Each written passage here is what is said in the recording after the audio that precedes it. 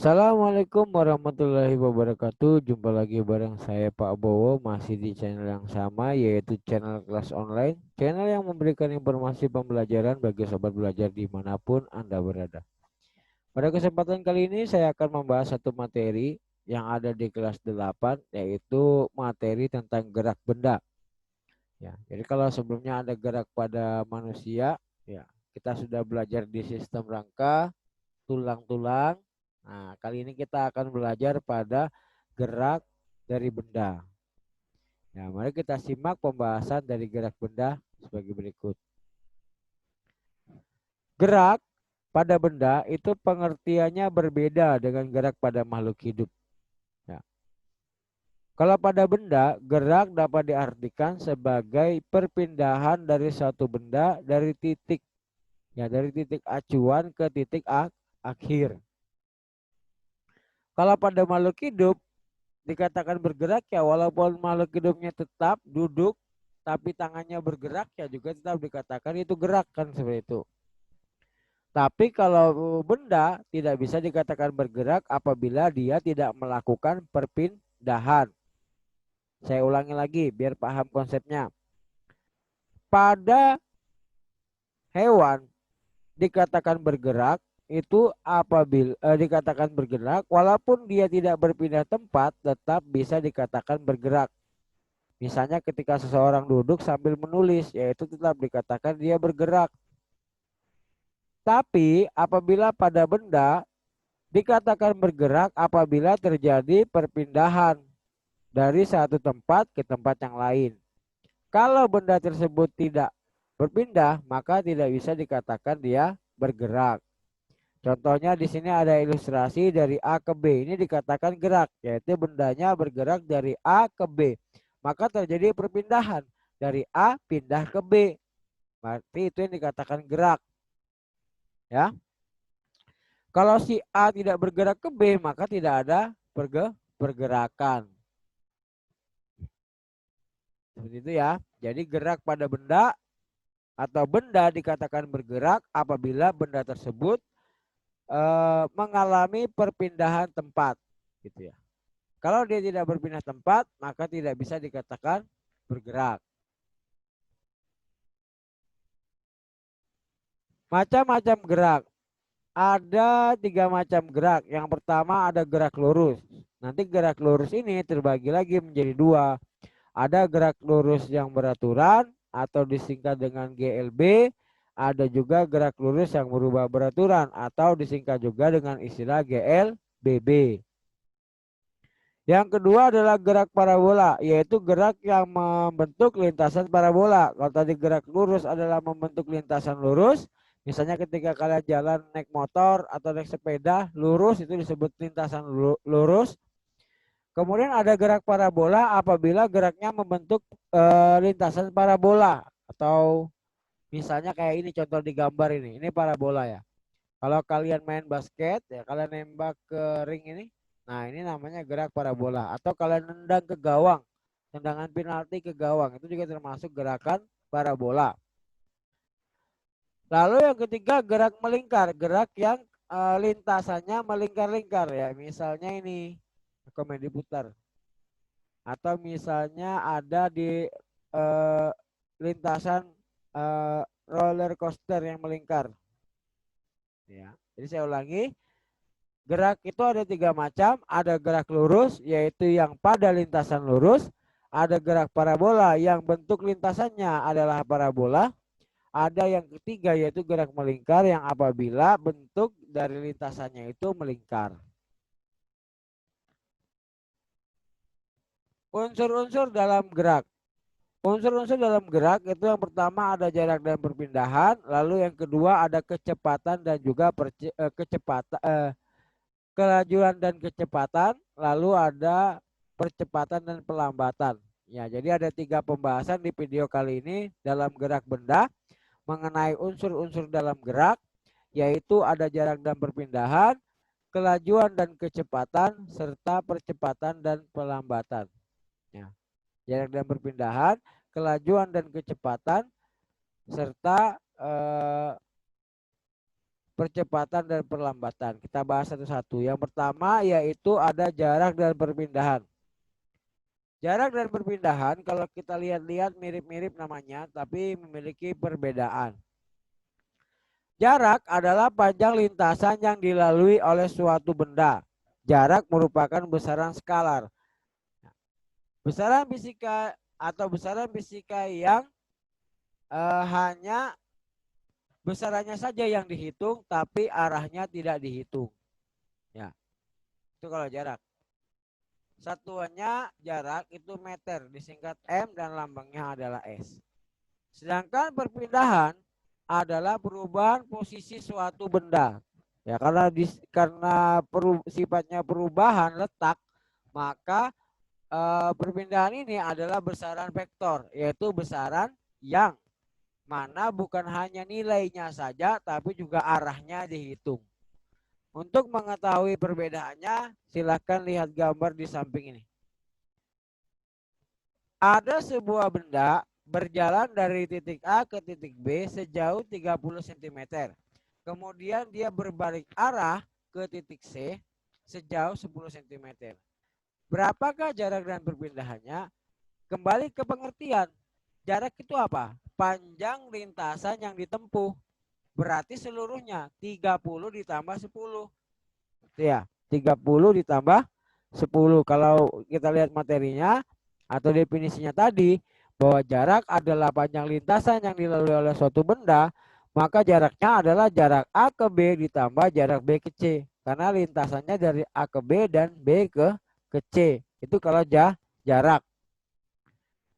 Perpindahan yang dihitung bukan panjang lintasannya, tapi pindahnya.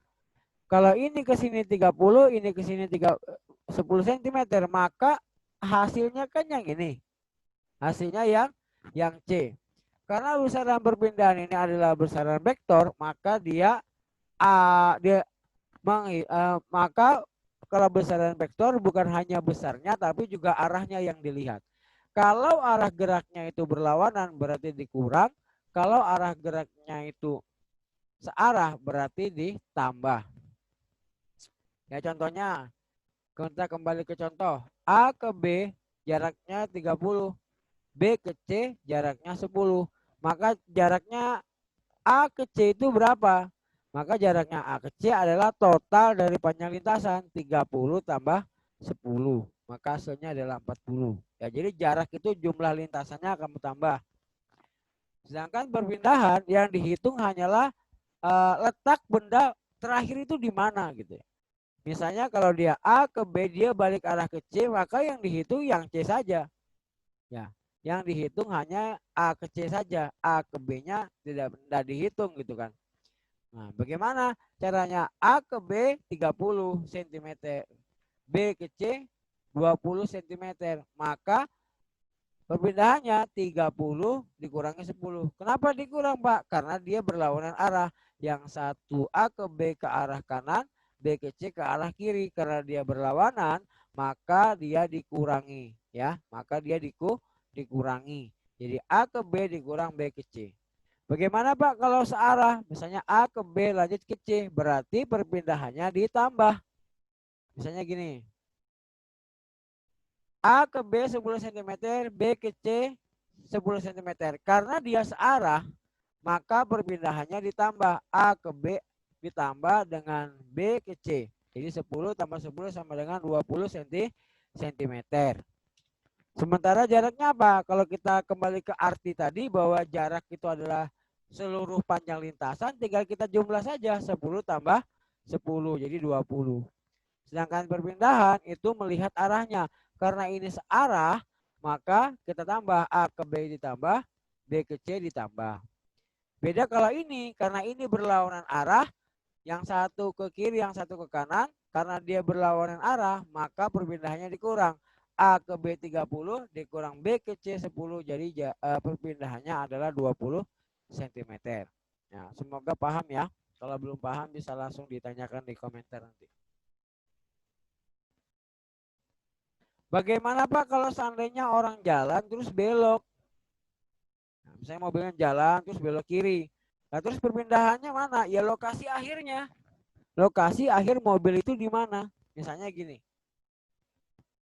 Roman berjalan ke timur 4 meter. Kemudian berbelok ke selatan sejauh 3 meter. Set belok. Perpindahannya mana? Ya dari sini ke sini. Ya, dari awal ke akhir. Ya, itu perpindahannya. Karena dia belok berarti kan dia membentuk segitiga. Yang kita carikan ini. Ya. Awalnya kan di sini. Awalnya di sini dia jalan terus belok. Berarti kan akhirnya di sini. Perpindahannya itu yang mana? Dilihat dari titik akhirnya. Karena titik akhirnya di sini, maka perpindahannya yang ini. Ya dari A ke B sini. Nah, nih saya kasih tanda biar gampang. Saya kasih tanda ini. Nah, ini awalnya. Nah, ini awalnya. Nah, kita kasih warna aja biar enak. Kasih tanda warna merah. Nah, terus kemudian ini akhirnya ini kita kasih warna biru.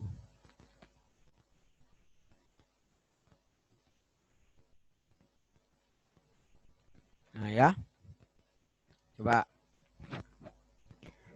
Nah, kalau misalnya tadi dia jalan terus dia belok, berarti yang dilihat mana? Ya titik akhirnya. Ini titik akhirnya, ini titik awal.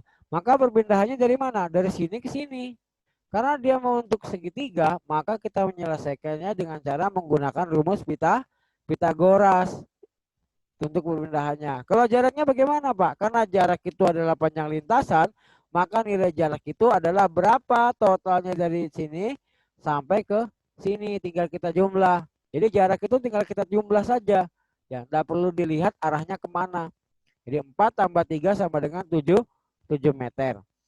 Sedangkan perpindahan dilihat dari titik akhirnya. Titik awalnya di sini, titik akhirnya di sini. Berarti perpindahannya tinggal kita garis seret, ini perpindahannya. Karena dia membentuk segitiga, kita bikin rumus Pitagoras. Apa? Akar A kuadrat ditambah akar B kuadrat. Ya, jadi akar A kuadrat kita anggap saja ini A-nya. Ya. Jadi 4 kuadrat ditambah 3 kuadrat sama dengan akar 16 tambah 9 sama dengan akar 25. Akar 25 adalah 5 meter. Maka perpindahannya itu sejauh 5 meter. Materi berikutnya adalah kecepatan dan kelajuan. Kecepatan dan kelajuan juga sama. Kalau kita lihat-lihat katanya sama, cepat ya laju gitu kan. Laju ya cepat. Ternyata dalam konsep gerak benda antara kelajuan dan kecepatan itu memiliki perbedaan maksud. Kalau kelajuan adalah perubahan jarak dalam selang waktu tertentu tanpa memperhatikan arah. Berarti titik kata kuncinya pada kelajuan itu yang dihitung adalah jaraknya, bukan perpindahannya. Ya. Sedangkan kecepatan itu adalah perubahan perpindahan dalam selang waktu tertentu. Berarti yang jadi titik poinnya adalah perpindahan. Jangan sampai ketukar. Kalau kelajuan itu jarak, kalau kecepatan itu perpindahan. Ya, yang jadi titik acuannya atau yang menjadi kuncinya. Kita lihat contoh soalnya. Contoh soalnya ini saya ambil yang tadi sama. Ya. Randi berjalan ke arah selatan sejauh 4 meter dan kemudian ke arah utara sejauh 3 meter. Selama 10 detik. Tentukanlah kelajuan dan kecepatan. Kelajuan tadi apa kata kuncinya? Kelajuan itu kata kuncinya adalah jarak. Jarak dibagi waktu.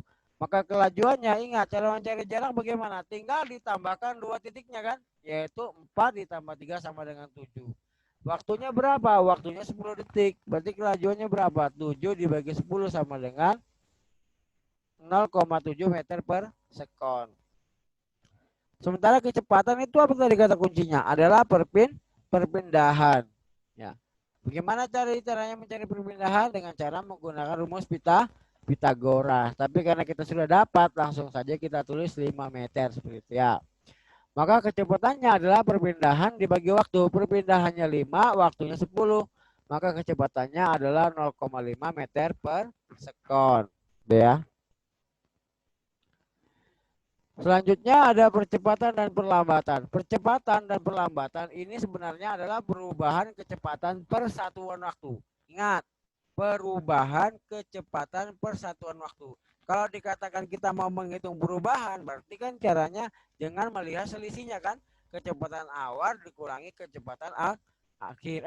Kecepatan akhir dikurangi kecepatan awal.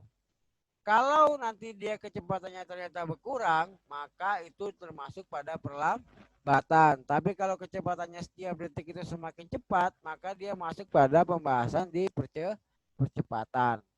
Contohnya sebagai berikut. Sebuah bus pada detik pertama bergerak dengan kecepatan 7 meter per sekon. Pada detik kedua kecepatannya menjadi 9 meter per sekon.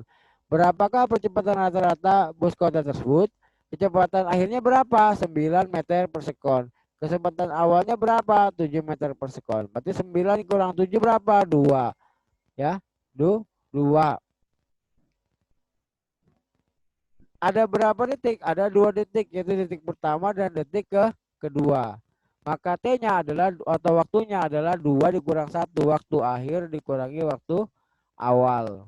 Sama dengan 9 kurang 7 2, 2 kurang 1 1. Jadi 2 per 1. Berarti sama dengan 2 meter per sekon kuadrat. Ya, satuannya meter per sekon kuadrat. Seperti itu. Oke, sekian dan terima kasih pembahasan mengenai gerak benda.